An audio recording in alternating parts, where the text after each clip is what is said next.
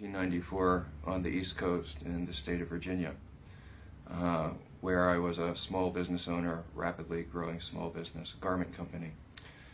In 1994, I woke up one morning in my bed and had a very difficult time getting out of bed because I had this incredibly intense, hot shooting pain that started in my right buttock and went all the way down to the tip of my right toe, my right big toe. It was just a screaming, howling pain that made it very difficult for me to get out of bed that morning, and for the next several years of my life became a dominant theme. The pain was so bad that I really could never find a position that was comfortable. I couldn't sit comfortably, couldn't stand comfortably, I couldn't lie down comfortably, I couldn't get a decent night's sleep. Even simple things like brushing my teeth, putting on my shoes, going to the bathroom were exercises in agony. I had a very difficult time doing all of those things, and some of those things you don't really want to call for help. My company was growing. I had a lot of demands on me at the time. It really impacted my ability to manage. I got to the point where I actually had to take my computer off of my desk, put it down on the floor so that I could lie on the floor, which at that time was the most comfortable position, and do my work. So I started on an odyssey of various different types of therapies, trying to find something that would address the pain, that would allow me to move on with my life and run my business and exercise all of my responsibilities. And I tried acupuncture, I tried chiropractic, I tried kinesthesiology and physical therapy and therapeutic massage. I tried a course of oral cortisone. I had cortisone injected directly into my spine. None of these less invasive kind of approaches worked.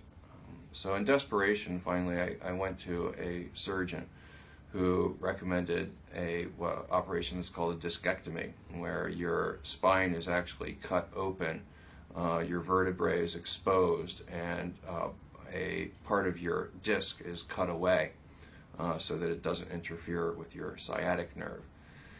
So with great reluctance, I underwent these operations, which were ordeals in themselves, and kept me in the hospital for about 5 days for each operation, and a long recovery time afterwards.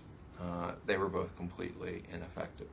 At the end of the 2 operations and everything else that I'd gone through, I was still in just as much pain as I'd started out with. And at this point, it was really seriously beginning to affect my life in a lot of different areas. Fortunately, in California in 1996, the medical cannabis law had been passed. This was of importance to me because I found that throughout this entire ordeal there were really only 2 things that gave me any kind of relief from the pain at all. One of them was cannabis, and it worked quite well with minimal side effects. It would reduce my pain almost to half of the level and allow me to at least function somewhat. The problem is that I was on the East Coast. No medical cannabis law had been passed there. I was in the state of Virginia, where growing cannabis is a felony and where possession of more than an ounce of cannabis is a felony. So using cannabis was a very fearful proposition, very dangerous proposition. The other option was OxyContin. OxyContin is a time-released heavy opiate drug.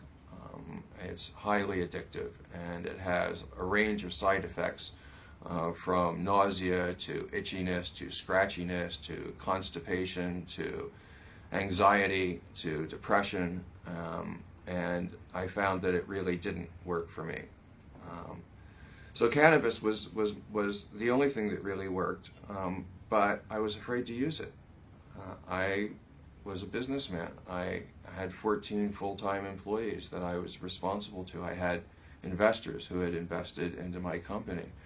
I had various different government regulatory agencies that I had to interact with and deal with.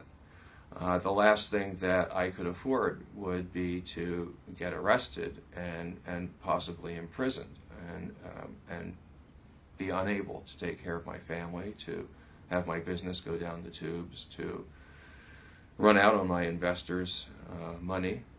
So even though I was using cannabis, it was a very, very fearful time for me, and it became so overpoweringly fearful over a period of time that ultimately I made the decision at age 45 to close down my life on the East Coast, to sell my business, to sell the family home, to pack up my 70-year-old mother and say goodbye to all my lifelong friends and come someplace where I could take care of my health without having to be in fear of getting arrested and imprisoned.